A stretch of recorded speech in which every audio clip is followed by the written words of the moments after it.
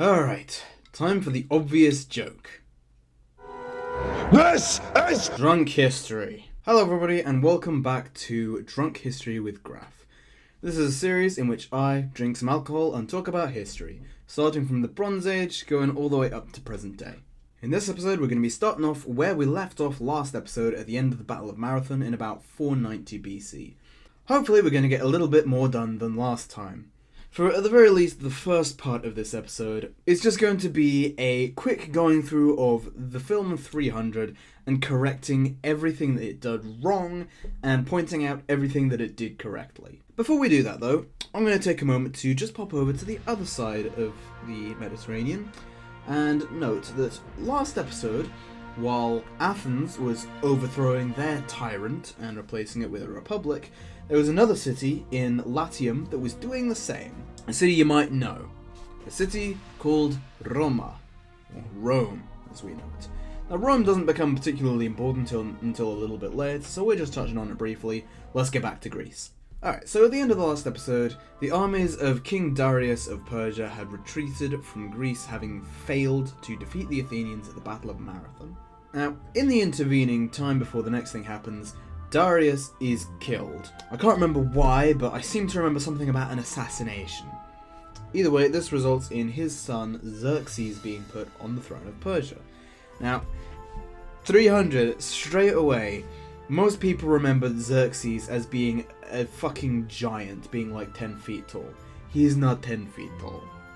Alright, I feel like that should be pretty obvious, but I think it's worth mentioning anyway. Xerxes, evidently going by the honour thy mother and thy father tradition, decides that he's going to follow through with Darius's promise to burn the Acropolis, and he decides that he's going to put forward his own army to try it himself.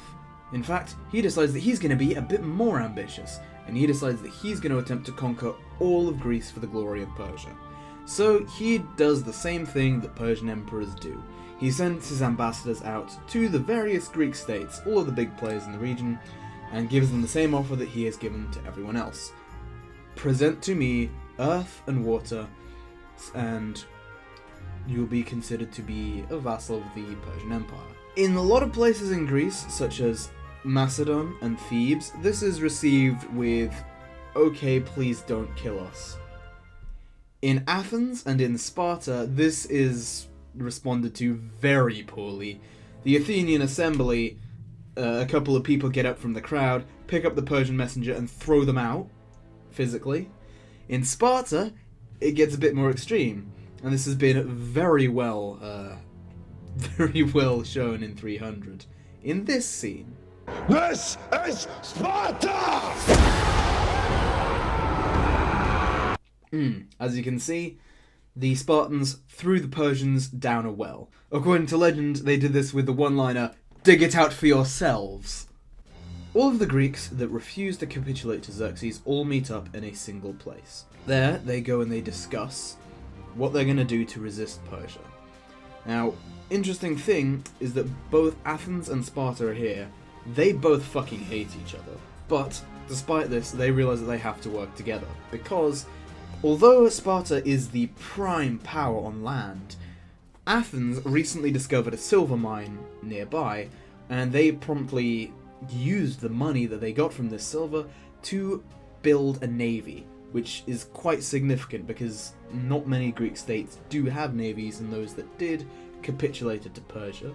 Representing Sparta at this assembly was the famed King Leonidas, and he was coming into this anticipating having to put out some pretty serious one-liners to impress people in order to get designated the leader of the Greek army. The Athenian delegate, a politician called Themistocles, immediately recognizes Leonidas as the prime military commander and endorses him as leader of the expedition. That's easy. While the discussion's going on, 400 armed men turn up outside the building where they're all doing this. There's a bit of confusion. Turns out these 400 men are Thebans who fled their city after it capitulated, determined to fight on. At this meeting, it's discussed between the different Greek states, and it's realised that they do not have nearly the numbers advantage to win a protracted war against the Persians. But they figure that the best thing that they have to do is to use the advantages of Greek warfare against the Persians. And so what they do is, as I described in the last episode, they find a choke point and they block it. Xerxes' army follows about this path through Greece, and their anticipation is that they're going to get to Athens, sack it, and then head south into the Peloponnese. Leonidas and Themistocles come up with a better plan. Stop them on a mountain pass before Athens, then deploy the Athenian navy alongside it so that the Persian navy can't just move their troops around, and force the Persians to stand and fight in a place that is disadvantageous to them. And this place is known for its geothermal springs, so it gets the name Hot Gates, or in Greek, Thermopylae. And this is where the Spartan army is deployed. Now, it's a common misconception from 300 that there were just Spartans there, and this is entirely false. There were many Greeks from many different city-states, including Thespia, the 400 exiles from Thebes, Argos, and a couple of other ones as well that also turned up there. This meant that the army that faced the Persians was not in fact 300 strong, but closer to 5,000 strong. Definitely nowhere near a match for the Persians, as the bulk of the Spartan army had to remain home for fear of slave revolt, which meant that they couldn't deploy most of their forces. The Persian army is estimated by Herodotus at 3 million. This is bullshit, and quite plainly bullshit. But, as I mentioned in the last episode, Herodotus intended to create not just an excessively evil, but an excessively dangerous Persia in the public consciousness, with the intent of drawing more Greeks to fight against them. When the Spartans get to the pass, another Greek speaks to a friend of the king and says that he's afraid. He says that he fears the Persian army, that it's so vast that it drinks the rivers dry, so massive that their arrows block out the sun. And the Spartan starts laughing, and he bursts into maniacal laughter, in which he explains to the other Greek how it'll be fantastic, how they will be able to fight in the shade. It's August by the time of the battle, and it's incredibly hot, so I don't blame him for saying that. Under the hoplon shields of the Greeks, arrows are virtually no threat. In the film, this was said by a friend of Leonidas, when he's accosted by a Persian messenger who said this to him. But this is how it actually went down. Similarly, the film displays this scene here. Spartans! Lay down your weapons! Persians! Come and get them! Now, in real life, this did not occur in person. The Persians sent a runner with a piece of paper with the words on, which was given to them. This dialogue did actually take place. The words that Leonidas used were molon labe, meaning come, take. Interpretation, come and take them. The battle starts off just about as would be expected for a Greek versus Persian battle. The Persians put forward their Mede infantry, which has still not upgraded their equipment in any way since the last war, resulting in them being slaughtered in the hundreds. The Greeks suffer virtually no casualties. The famed Persian cavalry is entirely useless in the battle, because the pass at Thermopylae is extremely thin. At some points it's only 50 feet across. This makes numbers entirely irrelevant, and also makes horses impossible to use.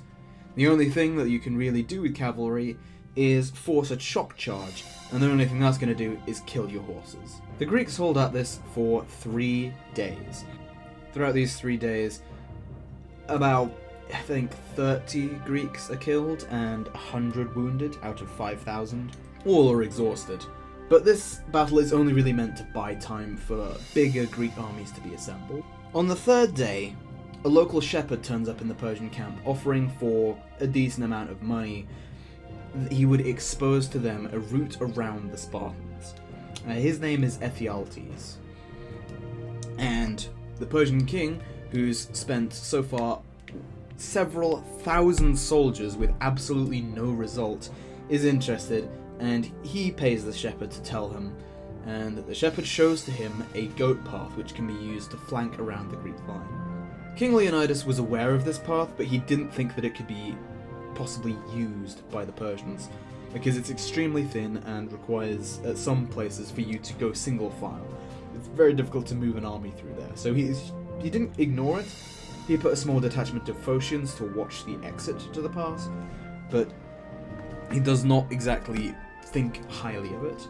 So he and the rest of the Greeks are quite surprised when the Persians appear behind them. This is the end of the battle. The Greeks are surrounded, so the majority of the Greek army is sent to try and break out of the reinforcements and escape home. The Spartans, all of their Helot slaves, and a variety of people overcome with emotion who throw their lives away, charge the Persian line. Among them, the 400 loyalists from Thebes. The battle is extremely short. The Greeks break formation for the charge, as it's intended to buy time rather than to actually be effective. King Leonidas is killed fairly early, and his body, after a number of struggles, captured and mutilated. The Greeks are defeated at Thermopylae, but just parallel to them, the Athenian navy is fighting with the Persian navy. Now this remains at a stalemate for 3 days, just as it is on land. After the 3rd day, when the Athenians realise that the Greek army on land has been encircled, retreat. Instead of continuing to fight the Persians, the Athenian navy has a much better idea, which is to retreat to Athens and evacuate its population. Now, if the war was to be lost, the Athenians actually had a plan that they were going to relocate to Sardinia. This ends up not going through because the land war ends up going a lot better afterwards when the Greek armies properly get going. Another couple of battles occur in which the Athenian navy defeats the Persian navy. Xerxes is so afraid that they're going to destroy his way back to Anatolia that he flees and leaves his army back in Greece to fight while he goes home. The Spartans assemble another army and assemble at Platea, where they engage another Persian army, this time a lot more successfully, and defeat it. Most of the Persians end up being put into slavery as helots. The Greco-Persian Wars are over. Xerxes spends a huge amount of money on this, and it never ends up going through. Most of the vassalized cities end up declaring themselves independent again after the army leaves Greece. Once the threat to the Peloponnese has been defeated, Sparta sues for peace, in which they get a pretty good deal in which Persia would fuck off and leave them alone. Athens, however, is still under threat, so they continue fighting. And they go and they assemble another coalition to properly take the fight back to Persia in revenge. And this is called the Delian League, because altogether, Athens asks all of its client city-states to pool their resources and in order to help finance the war, and that treasury goes onto the island of Delos. After the Persians are defeated and the Athenians get peace, you'd assume that they would dissolve the Delian League. However, they don't do this. In fact, Athens comes up with a great idea. What if we just pocketed the whole lot? All of the treasury in Delos ends up being moved back to Athens, where it gets spent on public works. A lot of people are quite angry about this, and a couple of Greek cities attempt to leave the Delian League. They are promptly attacked by Athens. So this really doesn't take that long for people to realise that, hey, Athens has just made an empire by accident. Well, they didn't make it by accident. Athens is a democracy. They don't do anything by accident, except for the things that they do by accident. But this was quite deliberate. Athens was deliberately exploiting their allied cities for their own gain. And one city was extremely annoyed by this, and that was Corinth. Corinth realised what Athens was doing, and they feared themselves being basically bullied into subservience to Athens. And they got extremely angry, and they went to their Spartan allies and told them, Athens is building an empire, go and fuck them. Sparta's not really interested. Until Athens decides to pull this trick on Argos.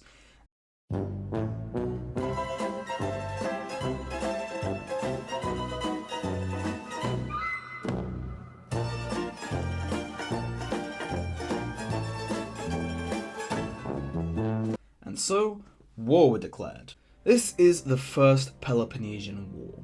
Athens versus Sparta and all of their allies. Now, Sparta is obviously going to win on land, because they possess by far the superior fighting force. Problem with this, however, is that Athens has a far superior navy. Athens can't really do anything to Sparta on land, so they just kind of hole up and continue doing what they were doing the whole time, bullying other city-states into paying them basically what amounts to tribute. Meanwhile, the Spartans head up to Attica, which is where Athens is, and start burning and sacking and destroying everything they can with the intent of forcing the Athenians to come out and fight them, which they would inevitably lose. You see, Athens had a bunch of fucking wars, and at this time, actually, let me bring up the meta of war graph a moment here. Ancient Greek war looked like this. Now, the problem with this is, as you can see, artillery, which is entirely counter-fortification, is not up to standard against fortifications. And even if it was, Sparta wasn't really into the whole artillery thing in the first place. Most of Greece wasn't either. So this made Athens itself unassailable. And just to make the deal worse, Athens had extended their walls all the way to this little port town, which was also unassailable, which meant that they could just keep importing food from all of their tributary states. The war continued like this for many years. Every year Sparta would go up and raid the areas around Athens, all around Attica, and destroy everything they came across, with the hopes that eventually Athens would sue for peace. But this was never going to happen because they could just keep importing food. But this had a slightly different effect than Sparta was expecting. See, all of the refugees from the countryside came flooding into Athens behind the walls to avoid the Spartan army, and likewise, the amount of trade that Athens had to do to supply itself ballooned, so the amount of contact with outsiders, the amount of foreign trade going through the city was much higher. This resulted in a perfect storm, which became a really, really bad plague. And I'm talking something that makes Corona look fucking tiny. This plague was so bad that Sparta decided that they were just not going to raid that year because they were afraid that they were going to catch it and bring it back to their city. This plague devastated Athens. Estimates for the amount of casualties this plague killed is hundreds of thousands. You're looking at between 1/3 and 2/3 of the entire Athenian population. So that's fantastic. And this just exacerbated Sparta's massive advantage on land. But that still wasn't enough. Eventually, this reached a boiling point when the Battle of Amphipolis began, in which the Spartans again defeated the Athenians, and the Athenians started to realize that, hey, we're not going to be able to keep this up, because they were losing population quite rapidly due to the plague, and their amount of power was decreasing significantly in comparison to Sparta. And so, in this year, a treaty was signed between them that would permanently end the war. As if. Of course, this ended the war for a short while, at least between Athens and Sparta. Their allies continued to fight for years afterwards, and really, Athens was still looking to do empire things, and Sparta still really didn't want them to. Now, Sparta, terrified as it always was of slave revolts, had reached out to all of the cities around it, and even some that are a little further away, and created a defensive alliance with them. And the idea being that if any of these cities were attacked, Sparta would come to their aid, and if Sparta suffered a slave revolt that was too difficult for them to put down on their own, these other cities would add extra manpower to help Sparta. One of these cities was Syracuse in Sicily. This is one of the few Greek colonies that actually retains its name, interestingly enough. Now, Syracuse, allied with Sparta, expected that Sparta was going to defend them if attacked. And in the meantime, they decided they were going to go and do a bit more stuff to try and dominate Sicily, and so they went and they attacked a city called Segesta. The people from Segesta went to Athens for help. You can probably tell where this is going. But it probably doesn't go in exactly the way that you're thinking, because now we're going to introduce a very interesting character called Alcibiades. Oh boy. Alcibiades was a politician in Athens who was renowned for being extremely charismatic and extremely attractive. And in normal Greek fashion, he was also fucking everyone and their mums. He is one of the craziest characters from any time period, and he basically throws a wrench into this entire thing, because when Segesta comes to Athens and says, please help help us defeat the Syracusans. Most Athenians think, if we do that, we're going to get into a war with Sparta that we can't afford again. Alcibiades, on the other hand, doesn't think this, and he argued very passionately that instead of doing nothing, they should go and just straight up fucking conquer Syracuse. A lot of people called him stupid names for this, and he got so annoyed that he started arguing not just for going to help Syracuse, but for building a massive super army and super fleet and going and conquering fucking all of Sicily. And because Alcibiades was so handsome and so charismatic, he managed to get enough people to go along with this incredibly bad idea that he made it happen. They made a gigantic fuck-off fleet of tens of thousands to go and invade Sicily and just take the whole thing. As you can imagine, this was an extremely bad idea. Syracuse, realizing what was about to happen, panicked and sent out messages to basically everyone in Italy saying, please don't help the Athenians. Please. Please. And credit to them, they don't. So Athens turns up in Sicily, realizes that no one will let them in and no one will supply them. But before this, actually, let's go back to Alcibiades for a moment. You see, on the night before the expedition set sail, Alcibiades got very, very drunk and vandalized a lot of public property. One of the things that he did was he went around to a bunch of herns, which are shrines to Hermes, and went and ripped all of the dicks off of them. Yes, very strange, but this is ancient Greece. And the Athenians were so freaked out by this that they suspected that it might be some sort of a signal for a coup. Because Alcibiades was a known associate of a lot of people who were more sympathetic to the oligarchic, aristocratic way of governance. So when the fleet arrived in Sicily, Alcibiades received a letter from Athens saying that he was to be arrested and stand trial. Alcibiades did not do this. The single boat that was sent back to pick him up, he promptly convinced the entire crew that instead of arresting him, they should fuck off and defect to Sparta. Yes, I'm not joking. He successfully did this and turned up in Sparta. Meanwhile, in Sicily, the war was going appallingly for Athens, and they were just sort of bumbling around Sicily looking for supplies and allies which they weren't given. Meanwhile, Alcibiades was in Sparta, telling the Spartans everything, also banging everyone's wives as well. And after a quick conversation with the kings of Sparta, he convinced them to just go back to war with Athens again, which they did. This is extremely dumb, because the Corinthian ambassadors to Sparta had been trying to do this for years with no effect.